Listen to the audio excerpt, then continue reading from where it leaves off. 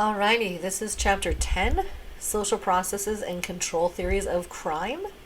So in this chapter, we're going to talk about distinguishing learning theories of crime from other perspectives, distinguishing differential association from differential reinforcement theory, talking about different strengths and weaknesses of differential association and differential reinforcement theory.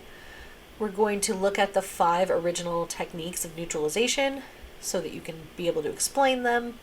Talk about early forms of social control theory like Hobbes and Freud, reckless containment theory, Hershey's social bonding theory, key tenets of integrated social control theories, and low self-control theory. So many theories! How exciting!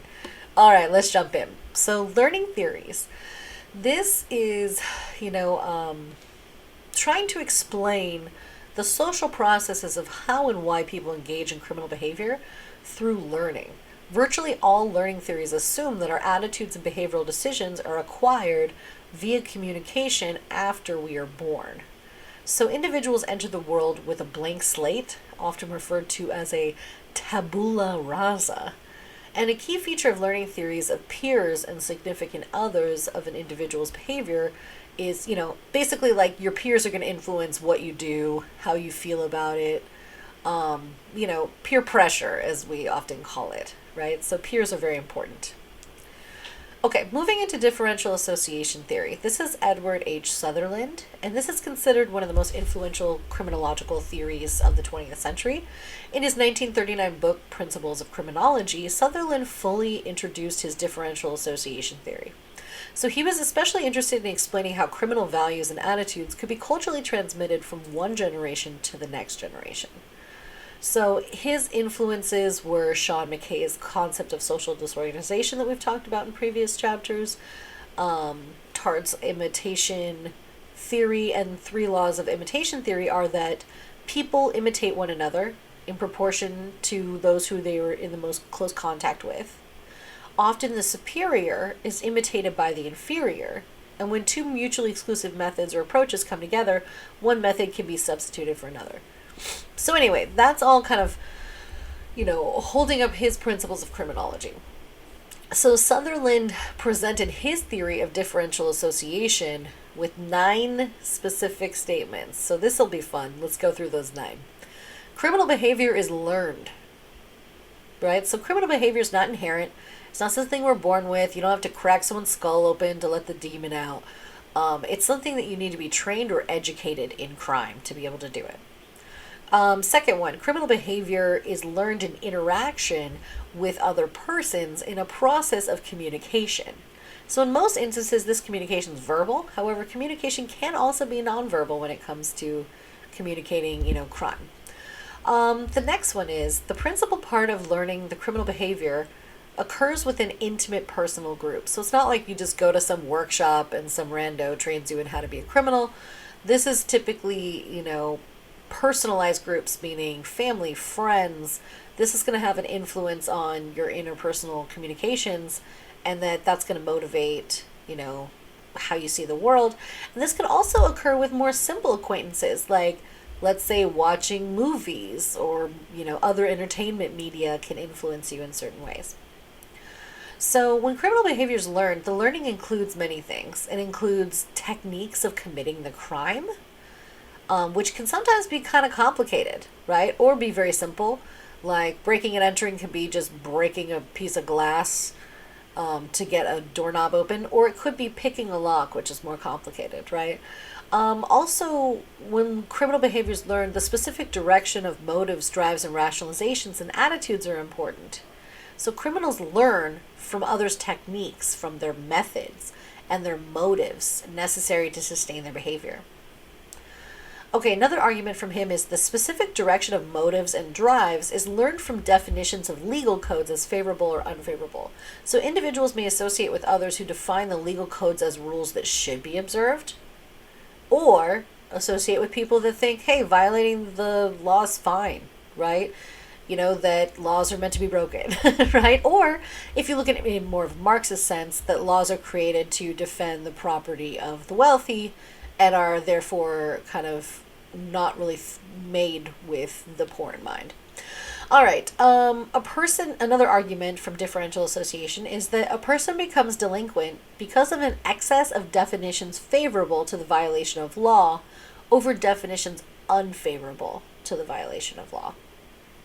So Sutherland noted that this essence of differential association, individuals can have associations that favor both criminal and non-criminal behavior, right? You can have friends that are the ASB president in high school and the kids smoking cigarettes behind the gym, right? But it's about how you might engage in more criminal behavior when you have more excess of definitions in favor of that. So maybe this could be more friends or more peer associations that say, hey, committing crimes, it's super fun. Or again, family structure, stuff like that, depending on what's expected. Differential associations also vary in frequency, duration, priority, and intensity. So again, frequency and duration is just how often, how long you've had an association. So let's say you're best friends with somebody. Oh, how long? How often do you see each other? What's the frequency? How long have you been friends? A year, 5 years, 25 years, right? So also in that realm, priority refers to whether an individual has developed a strong sense of lawful behavior during their childhood. So that's going to mitigate future crime because, it's kind of already in your psyche. And intensity is not really defined very well, so we'll just ignore that one for now. Okay, so another part of differential association theory is that the process of learning criminal behavior by association with criminal and anti-criminal patterns involves all of the mechanisms that are involved in any other learning. So this statement argues that the process of learning criminal behavior is like learning how to cook or learning how to drive or anything else. It's the same mechanisms involved. So while criminal behavior is an expression of general needs and values, it's not explained by those general needs and values, since non-criminal behavior is also an expression of needs and values. So Sutherland argues that motives, needs, and values as explanations for criminal behavior are inadequate because they're also explanations for non-criminal behavior. So for instance, needing money is a motivation to steal something or rob somebody, but it could also be a motivation to go to school and get a degree, or it could be a motivation to go get a job. Right? The financial proposition is largely an argument against the other dominant social theories of crime at the time when Sutherland was writing this, namely strain theory that we've already discussed, which emphasizes economic goals and the means to predict criminal activity. So differential association theory is just as deterministic as were the early theories, as they emphasize biological factors or psychological factors.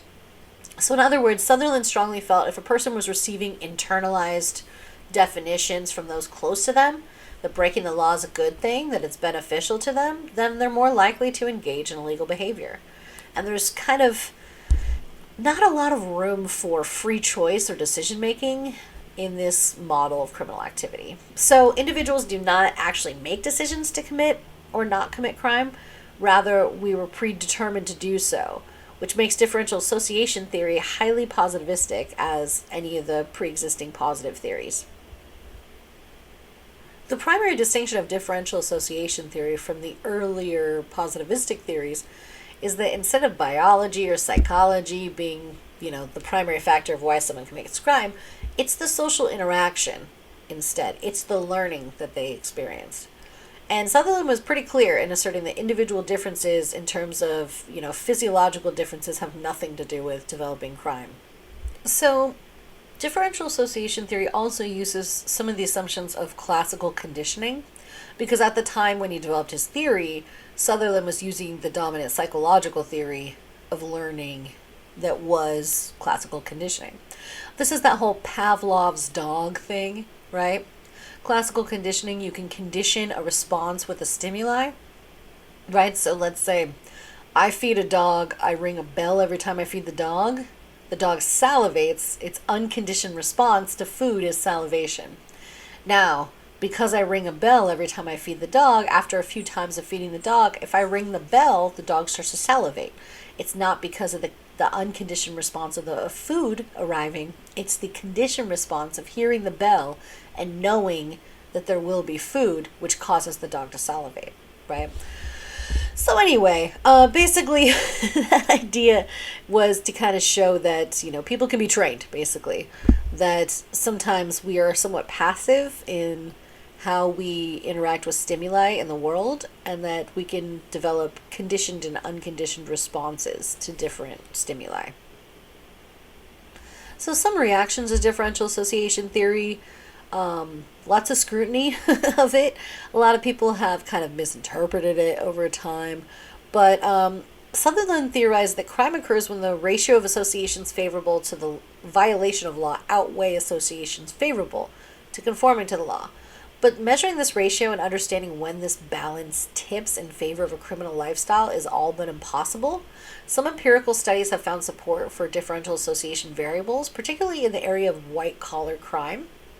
For example, one recent study involving a sample of 133 graduate business students in an MBA program found participants would go against their friends and professors' opinions and commit corporate crime if they felt their coworkers and superiors at work agreed with the illegal behavior. So this study found that the influence of associating with people who have a different set of values, in this case strong corporate attitudes on a daily basis, can have a powerful effect on criminal decision making, even to the point where individuals will do things they know their families and their friends will feel is immoral. So Sutherland theorized that criminal associations lead to crime, but the reverse is also plausible. That is, one may commit crime and then seek out individuals and attitudes with attitudes similar to their own. So, what happens first is some people are asking, are they committing crimes first, or is it that they're associating with the criminal peers first? That it could be kind of cyclical. So anyway, if criminal behavior is learned though, and people are born with a blank slate, referred to a tabula rasa, then who first committed crime if no one taught them to do it? Right? That's a fair question. If they were first to do it, then who could expose them to the definitions favorable of law? Right? So kind of doesn't make sense how crime started in this theory. So what factors cause an individual to commit crime first if it wasn't learned? The answer could involve lots of factors that, other than learning. So if there's no one there to teach you to commit crime, but you commit crime, if a tree falls in the forest, no, I'm just kidding, right? But that kind of criticism can't be addressed, and it's kind of ignored in the scientific literature. So some research is supportive of Sutherland's theories, right? Researchers have found that young criminals are tutored by older ones, and that criminals sometimes maintain associations with other criminals prior to their delinquent acts, and the deviant attitudes, friends, and acts are closely connected. So Sutherland's principles are somewhat vague and cryptic, which doesn't help you test the theory, which is problematic. And probably one of the biggest problems with his formulation of differential association is he used primarily one type of learning model, classical conditioning, to formulate most of his principles, which neglects the other important ways that we learn attitudes and behaviors from significant others. So Sutherland was adamant about such learning of how and why to commit crime was only through social interaction with significant others, and not from media role models, such as in movies, hearing songs on the radio, stuff like that.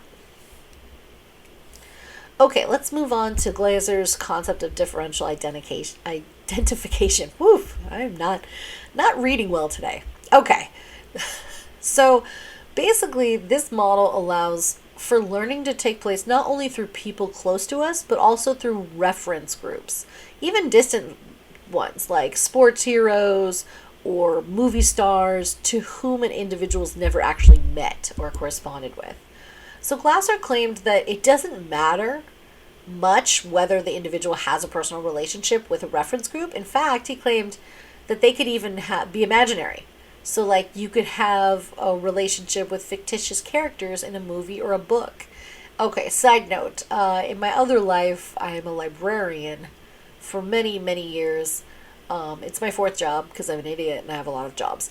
And I gotta tell you, yeah, when you read a really good book series, those people become real to you, right? They can actually be an influence in your life. There's plenty of nerds I know that have different literary characters that inspire them or quotes that motivate them and things like that. So anyway, sometimes you could be, maybe you're like, hey, I'm a Ravenclaw, I'm a Hufflepuff. That's kind of one example of a reference group, right? But if, like, let's say Harry Potter, all the different houses were about committing crimes, then you might be influenced by something like that to commit crimes. You get what I'm saying? So anyway, the important thing to Glasser is that an individual identifies with the person or character and behaves in ways that fit the norms set by that reference group or person. So this could be like, wanting to imitate kind of late 1980s, early 1990s gangster rappers, right? By being motivated by lyrics and stuff that people are talking about to want to commit crimes, right? Something like that. So Glasser's proposition had been virtually ignored by subsequent criminological research, with the exception of this Dawes study in 1973 of delinquency that found that identification with persons other than parents was strong when youths reported high levels of rejection from their parents. So far more research should examine the validity of this theory in contemporary society, given the profound influence of video games, movies, music, TV, and other media sources like social media on today's youth culture. Okay, moving on to differential reinforcement theory. This is from Burgess and Akers, and they argued that by integrating Sutherland's work with contributions from the field of social psychology, namely learning models of operant conditioning and modeling or imitation, decisions to commit criminal behavior could be more clearly understood. So let's look at some of the elements of differential reinforcement theory. In their 1966 article, Burgess and Akers presented 7 propositions to summarize differential reinforcement theory. It's often referred to as social learning theory in the criminological research. So these propositions are that criminal behavior is learned according to the principles of operant conditioning. So we talked previously about the principles of classical conditioning, right? Conditioning a response to a paired stimuli.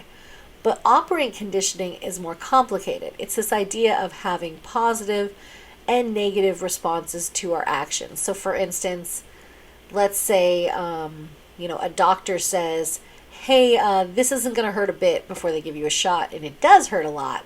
Then the next time someone says, this isn't going to hurt a bit, you might have a negative response to that, right? Or let's say you eat food from a place that you like to get takeout from all the time, but this time, for some reason, you get sick, and it really hurts your stomach. So then after that, you don't want to eat that food again. Even though you know that there's not necessarily that you're going to get food poisoning again, you just don't want to eat that again. Or in the case of folks over 21, if you've had that time where you drank way too much of something very specific, then you never want to drink that ever again because your body's like, ooh, there's an association that you've formed, right? So anyway, operant conditioning is more complicated because there's kind of the ways in which we're rewarded for certain behaviors and punished for certain behaviors and how that can affect our learning of what's appropriate. So anyway, another proposition is criminal behaviors learn both in non-social situations and through social interactions, in which behavior of other persons is reinforcing or discriminative for criminal behavior. So this, principal part of the learning of criminal behavior occurs in groups that compromise the individual's major source of reinforcements, right? You're not getting these notions to commit crime from just like randos on the street. These are your close friends. This is your close family. This is someone you're close to. Okay, another proposition is the learning of criminal behavior includes specific techniques, attitudes, and avoidance procedures. Is a function of the effective and available reinforcers and the existing reinforcement contingencies. So again, just like we were talking about learning anything else, there's a lot going into learning crime, right? So you have to understand, how do you avoid getting caught? How do you function effectively as a criminal, right? Like, let's say you're breaking into something. Are you stealing things that actually can net you money or not, right? Things like that. And so the idea is that you're learning a lot of this from other people that have this knowledge already from their criminal activities. Okay, let's see. Another one of his propositions is the specific class of behaviors which are learned and their frequency of occurrence are a function of the reinforcers which are effective and available, and the rules or norms by which these reinforcers are applied. So again, that's a lot of words there, right? But really all that's trying to say is that, whether or not you become a criminal or learn those criminal activities are good to do has to do with how often someone says, commit crime, commit crime, commit crime. How many times those things are reinforced and the kind of norms by which those things are reinforced. Okay, and just two more propositions here. One is criminal behavior is a function of norms, which are discriminative for criminal behavior, the learning of which takes place when such behavior is more highly reinforced than non-criminal behavior. Right? So again, it's just like let's say it's smoking cigarettes, right? You hang out in a group of kids, you're under 18, and everyone smokes cigarettes. It just becomes more normative, right? So more normal. And if there's more of that, and it's taking place a lot, and that behavior is reinforced, then you're more likely to just see that as normal, right? Okay, and then the last one is the strength of criminal behavior is a direct function of the amount, frequency, and probability of its reinforcement. Differential reinforcement theory can be distinguished from rational choice perspectives because rational choice assumes humans are born with innate capacity for rational decision making, versus differential reinforcement perspective assumes people are born with a blank slate and must be socialized or taught through various forms of conditioning or modeling. So differential reinforcement theory is far more deterministic than rational choice theory in the sense that the former assumes that individuals have virtually no free will, no choice.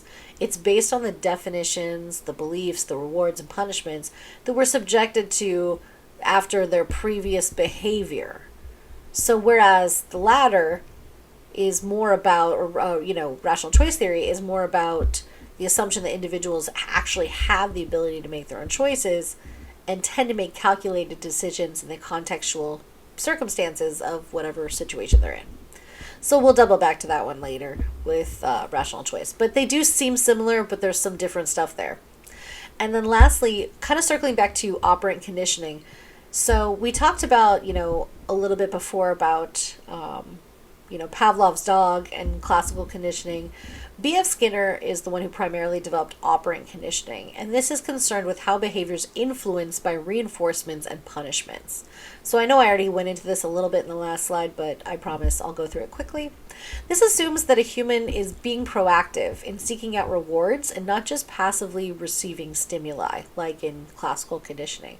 So certain behaviors are encouraged through reward, or what we call positive reinforcement, and through avoidance of punishment or negative reinforcement. So like different types of reinforcement, punishment comes in two forms as well. Behaviors discouraged or weakened via adverse stimuli, which is positive punishment, or lack of reward, which is negative punishment. So positive punishment would be anything that directly presents negative sensations or feelings. So this can be complicated for folks. Like, how could you be positive punishment, right? Or, again, the idea here is that, a lot of research shows that people learn best through a mix of punishment and reinforcement throughout their lives. So studies have shown that rehabilitative programs appear to work very effectively in reducing recidivism in offenders, and those are the ones that have many opportunities for rewards as well as threats for punishment. So basically, the idea there would be, you can be encouraged through rewards like positive reinforcement. Let's say you do really well, your GP is really great. And your parents are like, let's celebrate, here's some ice cream or something. Here's some dairy-free ice cream. No, I'm just kidding. So that would be positive reinforcement. Or it could be, you're trying to avoid punishment, the negative reinforcement of, getting in trouble for having bad grades, right? So the idea is that those things happen over and over and over and over in our lives, and that affects how we then model behavior, and that illegal behavior can kind of make its way in there when we're being conditioned through, rewards and punishments to behave in certain ways. Okay, Bandura's theory of imitation modeling. So Bandura demonstrated through a series of theoretical and experimental studies that a significant amount of learning takes place absent of any form of conditioning or responses to given behavior. People learn much of their attitudes and behavior from simply observing behavior of others or mimicking what other people do. So he performed the very notorious, I'll say, Bobo doll experiment, right? Which I think I'm going to put in your additional resources. It's just like a inflatable doll that one group of children, a control group, just watches someone, kind of interact with the doll but not really have anything. And then other kids watch an adult just beat the crap out of the Bobo doll, right? And then see, did the kids who saw the adult beat the crap out of it, or do they display more aggressive behavior towards the doll than the children who did not see an adult beat the crap out of it? So his theory of modeling and imitation not only has implications for criminal behavior of individuals, but also important implications for the influence of things like media, like television, social media, movies, video games, stuff like that, and how that could potentially affect behavior as people imitate or model that behavior. Okay, some reactions to differential reinforcement theory. Reed Adams criticized the theory for incorrectly and incompletely applying the principles of operant conditioning, noting that the theory does not adequately address the importance of non-social reinforcement. So this can be considered self-reinforcement. For example, if someone gets enjoyment out of abusing others, then the person can be considered reinforced through non-social means. The most important criticism of differential reinforcement theory is that it appears tautological, which means the variables and measures used to test its validity are true by definition. So to clarify, studies testing this theory have been divided into 4 groups of variables or factors: associations, reinforcements, definitions, and modeling. So some critics have noted that if individuals who report that they associate with those who offend are rewarded for offending, believing offending is good, and have seen many of their significant others offend, they will inevitably be more likely to offend. However, it's been well argued that such criticisms of tautology are not valid because none of these factors necessarily make offending by the respondent true by definition. Right? Like, you could watch other people commit crimes, see other people commit crimes, and then still not commit crimes. So differential reinforcement theory has also been criticized in the same way as differential association theory, in the sense that delinquent associations may take place after criminal activity rather than before. So Burgess and Acker's model clearly has this area of criticism covered, in the sense that differential reinforcement covers what comes after the activity. Specifically addresses the rewards or punishments that follows after activity, whether those come from friends, parents, or institutions in society. So it's arguable that differential reinforcement theory may have the most empirical validity of any contemporary non-integrated model of criminal offending, especially considering that studies have examined a variety of behaviors ranging from drug use to property crimes to violence within this model. So the inclusion of 3 psychological learning models, classical conditioning, operant conditioning, and of course modeling or imitating, appears to have made differential reinforcement one of the most valid theories of human behavior in regards to criminal behavior. So it appears that differential reinforcement or social learning theory is one of the most valid theories in terms of explaining criminal behavior because of the incorporation of so many distinct concepts and learning theories. Okay, moving on to neutralization theory. So this theory is associated with Grisham Sykes and David Motz's techniques of neutralization and Motz's drift theory. Sykes and Motz argue that most criminals are still partially committed to the dominant social order. Youths are not immersed in a subculture that's committed to either extremes of complete conformity or complete nonconformity, but they drift between those 2 extremes. So the delinquent transient exists in a limbo between convention and crime, responding to the demands of each, flirting with one, now the other, but postponing commitment, evading decision.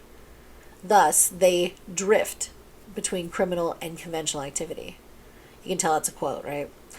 So while still partially committed to the conventional social order, youths can drift into criminal activity and then avoid feelings of guilt by justifying or rationalizing their actions. So why is it called neutralization theory? The answer for that is that people justify or rationalize their behavior by neutralizing it, or making it appear not so serious. In other words, individuals make up situational excuses for their behavior that they know is wrong to alleviate the guilt that they feel for doing things that are immoral. So, different techniques of neutralization. You have denial of responsibility. This is more than just claiming that a deviant act is an accident. Individuals may claim that due to forces outside themselves, like, oh, my parents didn't love me, my friends suck, I'm poor. As a result of that, they're not responsible or accountable for their behavior. Statements like, it wasn't my fault, are extremely common among youth and adult offenders. The next one is denial of injury. Criminals may evaluate the wrongful behavior in terms of whether or not anyone was hurt. So, for instance, vandalism can be considered simply mischief, while stealing a car can also be viewed as borrowing it. So sometimes society agrees with people who evaluate the wrongfulness in this manner in terms of designating these activities as pranks. Another technique of neutralization is denial of the victim. While criminals may accept responsibility for their actions and may admit their actions involved injury, they neutralize these actions as being rightful retaliation or punishment. So criminals may perceive themselves as avengers, or the victim is actually the wrongdoer. For instance, vandalism is revenge on an unfair teacher, or shoplifting is retaliation against a crooked store owner. Another variation is when shoplifters claim that no one's getting hurt because the stores have theft insurance, failing to acknowledge that stores raise their prices to alleviate such losses and higher insurance premiums, which then affects everybody. Okay, another technique of neutralization is condemnation of the condemned, or the condemners, basically. Criminals may shift the focus of their attention from their deviant act to the motives and behaviors behind those who disapprove of their actions. So they can claim that the condemners are hypocrites or deviants in disguise, compelled by their personal spite. For instance, one may claim that police are corrupt, or teachers show favoritism, or parents are taking things out on their children, therefore it's just a rejection of the rejectors. Another technique of neutralization is appeal to higher loyalties. So criminals may sacrifice the rules of the larger society for the rules of a smaller social group to which they belong, such as a gang or a peer group. So criminals are then caught in a dilemma. They don't necessarily deviate because they reject the norms of society, rather their higher loyalty is with this smaller group. So they subscribe to the norms of that group. They may also claim that one must always, help a friend, or, you never rat on a friend, right? Another example of this technique is anti-abortion radicals who will shoot doctors who perform abortions. They're like, I believe in life. I believe in life so much that I shoot and murder adult-born people. They claim they're appealing to a higher loyalty, a god, which, fun fact about God was like, don't kill people. Pretty much all religions don't kill people. But that alleviates them from their guilt or responsibility and their extreme hypocrisy, right? They're like, I care about unborn children, but not if that unborn children is born and then becomes a doctor who then performs abortions, then they can die. And you're like, what? It doesn't make any damn sense. But they use that technique of neutralization to be like, oh, well, God, I was sent by God. And you're like, yeah, that's not how God works. Anyway, one of the areas of, that techniques of neutralization have been applied to is white-collar crime. So several studies have examined the tendency to use excuses to alleviate guilt for engaging in behavior that professionals know is wrong. For example, a recent study to examine the decision-making of 133 MBA students in a graduate business program found that not only did neutralizing attitudes have a significant effect on their decision to commit corporate crime, and this was distributing a dangerous drug that was harmful. So would you distribute a dangerous drug you knew was harmful because you're making money and because you're going to get promoted? But that the older students in the study, namely those with more seniority and experience in this business world, were more likely to employ techniques of neutralization, to be like, well, that's their problem. Or actually, I don't know why this immediately reminds me of The Simpsons, because everything does, because I'm a Simpsons nerd. There's this great Simpsons one where they're testing out different medications on Homer, and they're like, it was like a weight suppressant food thing. They're like, you're not hungry? You're not eating any of that food in front of you? And he's like, what food? I'm blind. And he can't see anything. And the one doctor turns to the other doctor and says, oh, who's going to buy a pill that makes you go blind? And the other doctor says, let marketing worry about that. Right? So that would be a great example of a technique of neutralization. Like, well, my problem is just making the pill. Your problem is figuring out how to sell it to people, even though it causes people to go blind. So anyway, other studies of corporate crime have also identified two more common types of excuses that white-collar criminals tend to use in their illegal activities. Specifically, the two techniques of neutralization that experts have observed are primarily among corporate criminals are defense of necessity and the metaphor of the ledger. So defensive necessity implies that an individual should not feel shame or guilt if they do something immoral, as long as the behavior is necessary. Right? It's that whole like, it's for the greater good, or it's a necessary evil. You're like, no, it's not. And the metaphor of the ledger essentially is the belief that an individual or group has done so much good, i.e., they provided a useful product, right? That they're entitled to mess up by doing something illegal, like cooking the books to knowingly distribute a faulty, dangerous product, or, again, cooking the books in their own favor so that they make more money without, actually taking into account taxes, or maybe their employees or their shareholders. So anyway, yeah, that's it's really interesting to see how corporate criminals just kind of excuse themselves out of it. Okay, reaction and neutralization theory. Studies have attempted to really empirically test it, and they're pretty inconclusive. So Robert Agnew argued that there are essentially two general criticisms of studies that support neutralization theory. The first challenge is several researchers have improperly measured the acceptance of neutralization techniques, and the other is that researchers have expressed concern that criminals may use techniques of neutralization prior to committing a criminal offense. Okay, moving on to control theories. Control theories assume that all people would naturally commit crimes if it wasn't for restraints on our selfish tendencies that exist in every rotten individual. So control theorists rhetorically ask, what is it about society, human interaction, and other factors that cause people to not act on their natural impulses? So early control theories of human behavior come back to Hobbes. This jerk. He basically, Thomas Hobbes, I guess he's not a jerk, he's just a guy. But he was a philosopher that claimed that the natural state of humanity was one of greediness and self-centeredness, and that leads to chaos, where people are in constant warfare. So he theorized that the constant state of chaos creates such fear among people that it results in them coming together to rationally develop a pact that prevents such chaos, aka society. So Hobbes claims that by creating society and forming binding contracts or laws, this helps alleviate the chaos by deferring individuals from violating, others' rights, right? You can kind of deter people by creating a system of law. So despite those laws, Hobbes doubted the innately greedy nature of humans would be compelled completely, right? Like you couldn't completely eliminate how horrible human beings are at their core, according to Hobbes. So the existence of such innate selfishness and aggressiveness was exactly why the use of punishment was necessary. So their purpose was to induce fear in societal members who want to violate the law. So in a way, Hobbes is basically the first deterrence theorist, in the sense that he was trying to say that we should use punishment to deter people from violating the rights of others.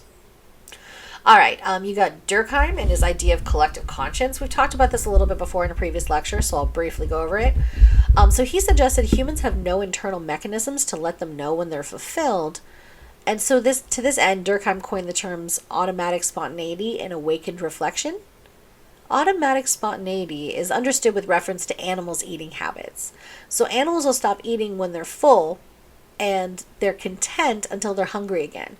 They don't start hunting again until right after their stomachs, basically like they wait till they get hungry. Like it's not like humans where like we would hunt, we would eat, and then we just start hunting right again because we're like, well, later we might want another snack, right? So, the awakened reflection that humans have means we don't have that internal regulatory mechanism because people often acquire resources beyond what's immediately required. So Durkheim's awakened reflection has been commonly known as greed, right? More. People tend to favor better conditions and additional fulfillment because we apparently have no biological or psychological mechanism to stop us. Our selfish desires are unlimited, quote, are unlimited so far as they depend on the individual alone. The more one has, the more one wants, right? That's his quote. So the society has to step in and be a regulative force that keeps humans from acting too selfishly. Now, only if we applied that regulatory force argument to billionaires. More, greed. Shouldn't someone stop them? They don't have a drive that tells them it's too much. You've taken too much money from the rest of society. Right? Society must then step in and provide that regulative force. Let's go with that. Okay, so one of the primary elements of this regulative force is collective conscience, which is the similarities or likeness that people share. So the notion of collective conscience can be seen as an early form of the idea of social bonding. So collective conscience serves functions in society to Durkheim, and one of them is to establish rules and control of individuals from following their natural tendencies towards selfish behavior. Durkheim also believed that crime allows people to unite together in opposition against deviance, so it can cause a way to kind of, promote cohesion in society. Okay, so then Freud's concept of the ego, the id, the superego, we again already talked about this, but just to touch on it, kind of one of his main things, the id is like our selfish drives, our selfish tendencies have to be controlled by the development of a superego, which is the domain of the psyche that contains our conscience, which is formed through interactions that occur from a young age with others.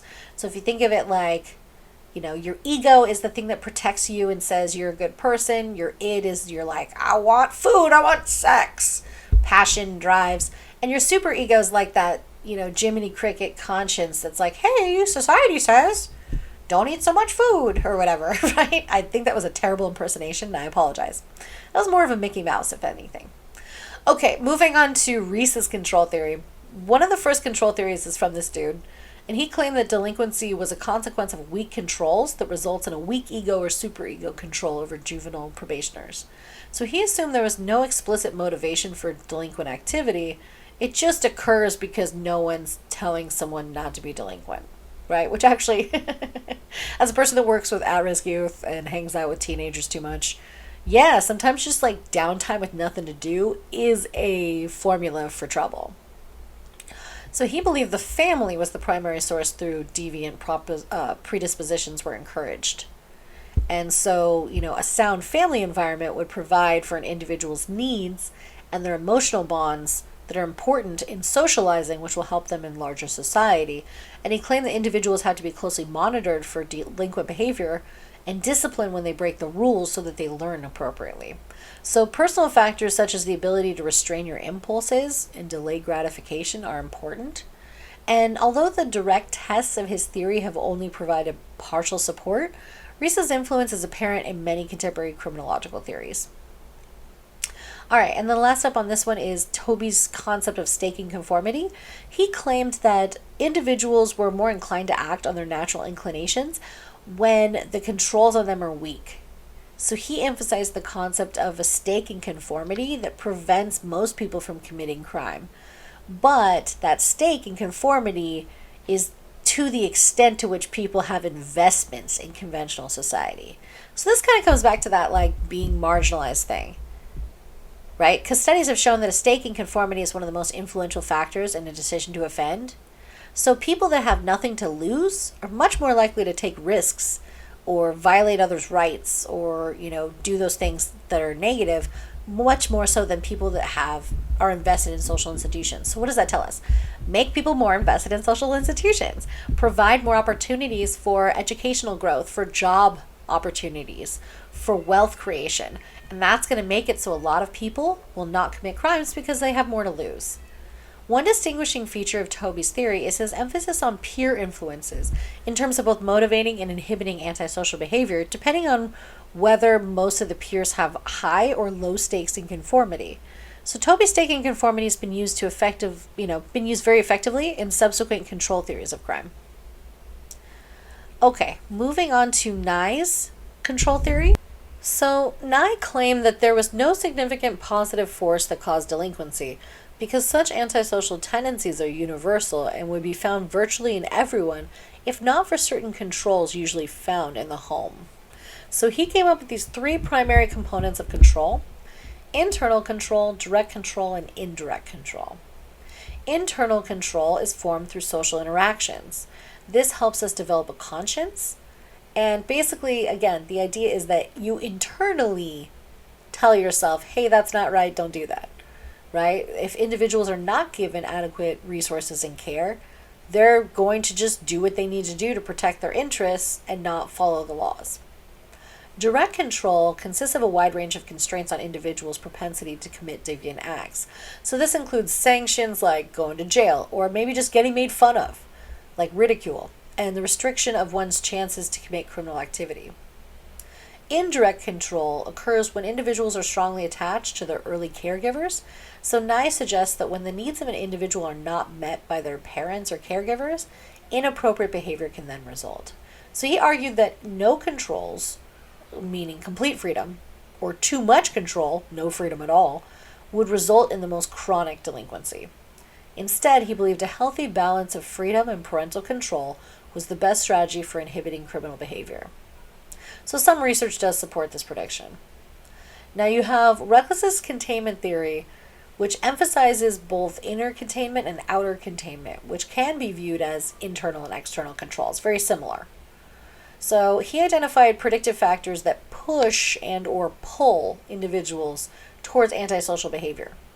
Individuals can be pushed into delinquency by their social environment. So you don't have good education, you don't have real employment opportunities, then that's going to push people into problems because of the lack of social opportunities. Furthermore, he pointed out that some individual factors like brain disorders or risk-taking personalities could push some people to commit criminal behavior, right? Some individuals can be pulled into criminal activity by hanging out with delinquent peers, watching too much violence on TV, blah, blah, blah. So containment theory proposes that extra pushes and pulls can motivate people to commit crime. Pushes and pulls towards criminal behavior could be enough to force individuals into criminal activity unless they're sufficiently contained or controlled, and that containment should be internal and external. By inner containment, he meant building a person's sense of self. This means, helping the person resist the temptations of criminal activity. With outer containment, he claimed that social organizations like schools, churches, other social institutions are essential in building bonds that inhibit people from being pushed or pulled into criminal activity. Some studies have shown more general support for containment theory. Others have shown that some of the components of the theory, such as internalization of rules, seem to have much more support in accounting for variation of delinquency than other factors like self-perception. Okay, so let's see. Modern control theories. We've already touched on drift theory a little bit, but here it is again. So Matz's drift theory just says individuals offend at certain times in their life when social controls like parental supervision, employment, and family ties are weakened. In developing his theory, Matza criticized earlier theories and their tendency to predict too much crime. He claimed there's a degree of determinism in human behavior, but also a significant amount of free will, and he calls this soft determinism, which is the gray area between free will and determinism. So the time in which social controls are most weakened for the majority of individuals is during teen years.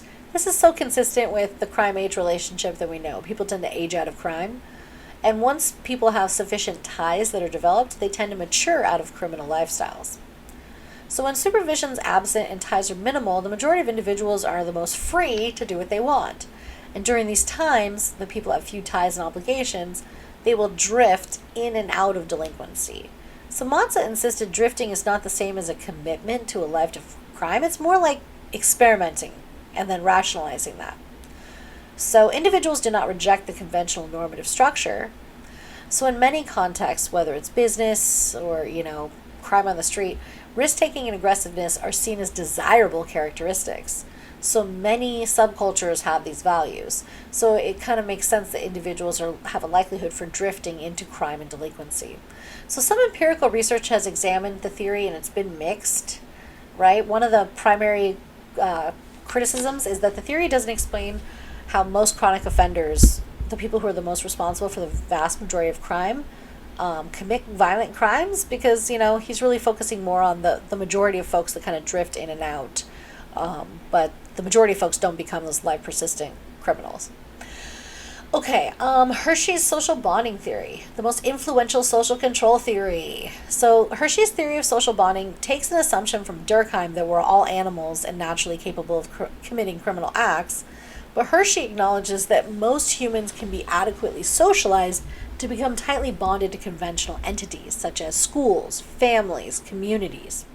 So a stronger person is bonded to conventional society, the less prone they are engaging in crime. So, more specifically, the stronger the social bonds, the less likely someone wants to commit criminal offenses. So, we talked about 4 elements of a bond. So, you have attachment, commitment, involvement, and belief. So, attachment consists of affectionate bonds between an individual and significant others. Commitment is the investment a person has in conventional society. So, what's your stake, right? Again, like we talk about this with people desistance and aging out of crime.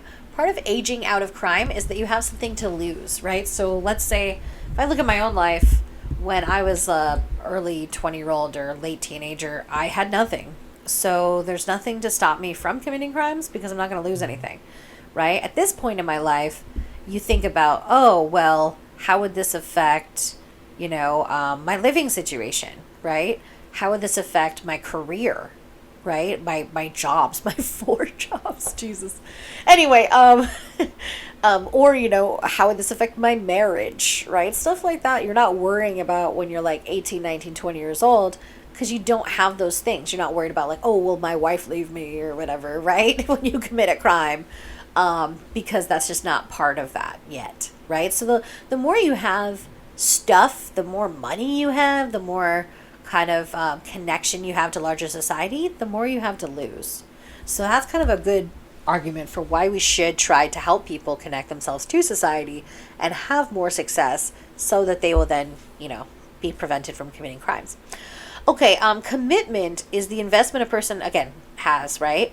But involvement is connected to this. So this is the time that you spend in conventional activities. So this assumption is that time spent in constructive activities reduces time devoted to illegal behaviors.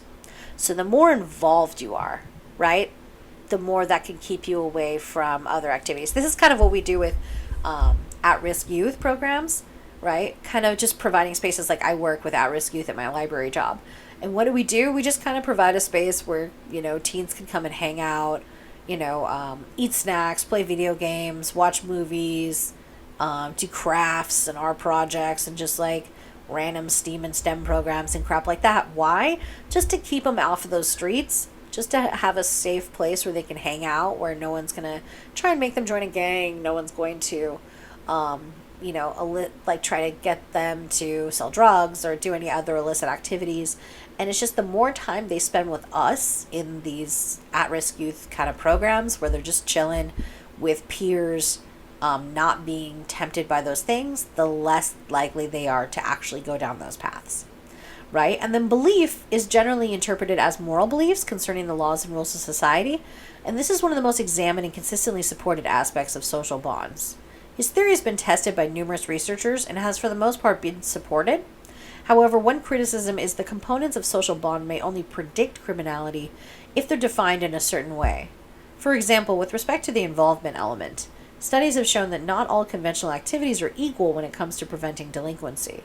It appears that only academic or religious activities seem to have a consistent effect on inhibiting delinquency. So think about why would that be? Well, because academic activities would basically give you a promise that at some point you're going to graduate college and have some, more stability and financial opportunities, right? And religious activities, why would that have such a consistent effect? Well, it really is about instilling morality and value systems within people about right and wrong. And if that is very strongly adhered to, then that's going to inhibit delinquency. So another major criticism of Hershey's theory is that the effects of attachments on crime depends on who one is attached to. Some evidence indicates social bonding theory may better explain reasons why individuals start offending, but not reasons why they continue or escalate. You kind of have to move to some of those other theories to know that. Okay, moving on to integrated social control theories. You have Tittle's control balance theory, which proposes that the amount of control to which one is subjected and the amount of control one can exercise determines the probability of deviance occurring. So a person is least likely to offend when they have a balance of controlling and being controlled. An individual is more controlled, then the theory predicts that they're going to be more deviant. If someone is not controlled at all, That's a whole other thing too. If an individual possesses an excessive level of control, then they're going to be more likely to commit acts of exploitation and decadence. Right? It's that whole absolute power corrupts absolutely kind of thing. So excessive control is not the same as excessive self-control. Initial empirical tests of control balance theory have reported mixed results. And so additionally, researchers have uncovered differing sets of effects of the control balance ratio on different types of deviance. And this is really contingent on gender. Okay, Hagen's power control theory is the primary focus of that is on the level of patriarchal attitudes in the structure of the household, which are influenced by parental position in the workforce. So power control theory assumes that in households where mothers and fathers, and again, this is just a very heteronormative assumption that all households are mothers and fathers, but anyway, side note, where the mother and father have relatively similar levels of power at work, a balanced household, in that situation, mothers will be less likely to exert control upon their daughters, and these balanced households will be less likely to experience gender differences in the criminal offending of children.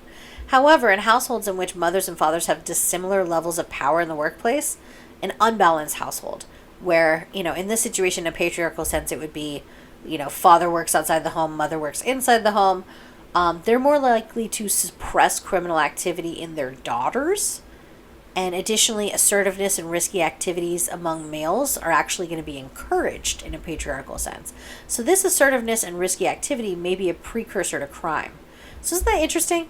It's like how power balance is between your heteronormative parents can then affect whether or not you commit crime, because if you're being taught to be a stay-at-home mother as a girl, then you're less likely to commit crime. They're going to really suppress that in women, but also more encourage it in the young men, because we associate masculinity with violence, with crime, with aggressiveness. So anyway, most empirical tests of power control theory have provided moderate support for the theory, while more recent studies have further specified the validity in different contexts. So for example, one recent study reported that the influence of mothers, not fathers, on their sons had the greatest impact on reducing the delinquency of young males. So like mamas, if you out there, teach your sons to be right, right? Studies have also started measuring the effect of patriarchal attitudes on crime and delinquency. So power control theory is a good example of a social control theory that's consistent with the idea that individuals must be socialized and that gender differences in socialization have an impact on how people act throughout their entire lives. Okay, moving on to a general theory of crime, low self-control. In 1990, Travis Hershey, along with his colleague Michael Gottfredson, which we've talked about before, proposed a general theory of low self-control, often referred to as the general theory of crime. This theory assumes that individuals are born predisposed towards selfish, self-centered activities, and that only effective child rearing and socialization can create the self-control among people that's necessary. So they argue that in the general theory of crime that self-control has to be established by age 10. If it's not formed by that time, according to the theory, individuals will forever exhibit low self-control. Why is that a problem? Because low self-control connects to more criminality. So Gottfredson and Hershey still attribute the formation of controls as coming from the socialization process. The distinguishing characteristic of the theory is really the emphasis on the individual's ability to control themselves. That's the general theory of crime. It assumes people take a degree of control over their own decisions. Within certain limitations, they control themselves. So this is accepted as one of the most valid theories of crime, probably because it identifies only one primary factor that causes criminality, low self-control.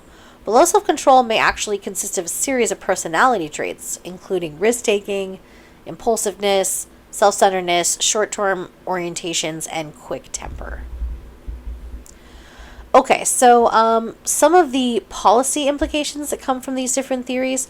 One is that we need to emphasize positive or pro-social role models and avoid negative or anti-social role models, right? If watching role models can really help us form who we are and what we consider right and wrong, then we need more positive role models out there. Head Start is this amazing program. If you haven't heard of it, it provides youth with more positive, favorable definitions and conventional behavior at an early age. And so this is like, I work at a library, so I've known Head Start for many years. They come in and use our library as their headquarters often. It's basically like a free program for, impoverished youth, where it's like a preschool kind of situation.